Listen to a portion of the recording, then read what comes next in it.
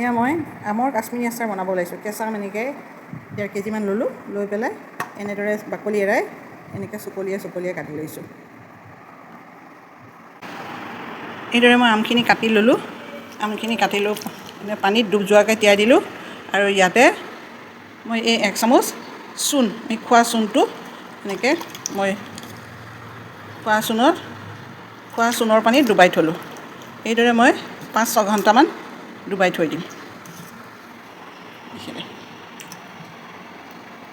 গুটিবিলাক এৰুৱাই দিছোঁ, গুটিবিলাক বেলেগ কৰি দিছোঁ। গুটিখিনিৰে মই টক বনাই ল'ব পাৰিম। আৰু কেঁচা আমৰ এনেকৈ পিচ কৰি লৈ লৈছোঁ। এইদৰে মই পানীত 4 ঘণ্টা 5 ঘণ্টা মই তিয়াই থ'লোঁ। চূণৰ পানীত তিয়াই থৈ মই এই খৰাহি এখনত পানীখিনি নিগৰাই দিলোঁ।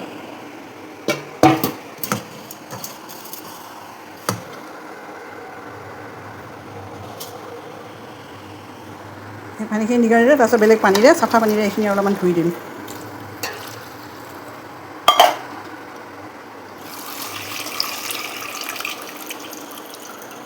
দেখিছে, পানীখিনি নিগৰালোঁ। এইখিনি দেখিছে কেনেকুৱা পানী ওলালে, আমৰ কেঁহা পানী। এতিয়া মই এই কেৰাহীত অকণমান লং, ডালচেনি আৰু ইলাচি দিলোঁ, এই দুটা। তাৰপাছত মই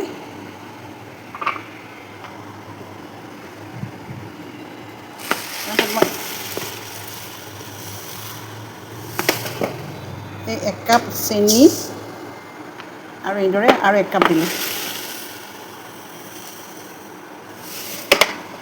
আৰু 1 কাপ দিলোঁ। দি পেলাই মই এই আমখিনি ইয়াতে মেলি দিলোঁ। আমখিনি ইয়াতে ঢালি দিলোঁ। কেৰাহীটো কিন্তু আপুনি ষ্টীলৰ বাচনহে ল'ব দেই। এলুমিনিয়াম নাইবা লোহাৰ বাচন নোলোৱাই ভাল, কাৰণ আম টেঙাটো।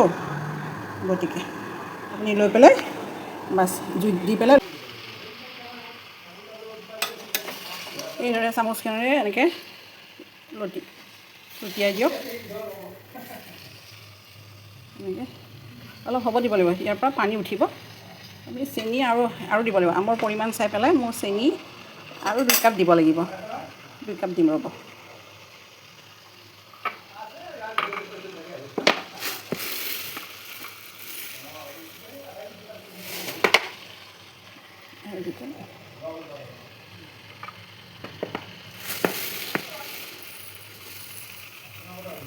খোৱা এই মোৰ হৈ গ'ল, পানীখিনি গুচি গ'ল, আমখিনি ওলাই আহিল। আমখিনি ভালকৈ মানে আমখিনিৰ পৰা পানীখিনি নোহোৱা হৈ গ'ল। এতিয়া মই কাশ্মীৰী মিৰ্চ 1 চামুচ দি দিছোঁ। দি পেলাই এনেকৈ লৰাইছোঁ।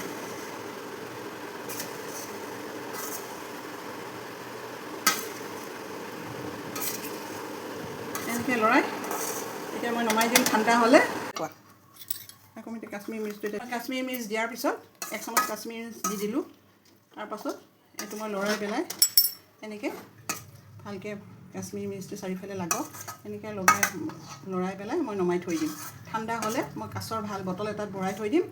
এইটো আপুনি পোলাও নাইবা ৰুটি এইবিলাকৰ নাইবা লুচিৰ লগত খাব পাৰিব। আৰু এইটো একদম তেল নোহোৱা খাদ্য, যি নেকি আজিকালি তেলত বনোৱা আচাৰে মানুহৰ গেষ্ট্ৰিকৰ সমস্যাৰ সৃষ্টি কৰে। এইটো সম্পূৰ্ণ নিৰোগী, চবেই খাব পাৰিব। এইটো খালি চুগাৰৰ প্ৰব্লেম থকা মানুহবিলাকে অলপ কমকৈ খালে হ'ল। আৰু এইটো ফ্ৰিজত থ'লে বহুত দিনলৈকে থাকিব, প্ৰিজাৰভেটিভবোৰ নাই একো।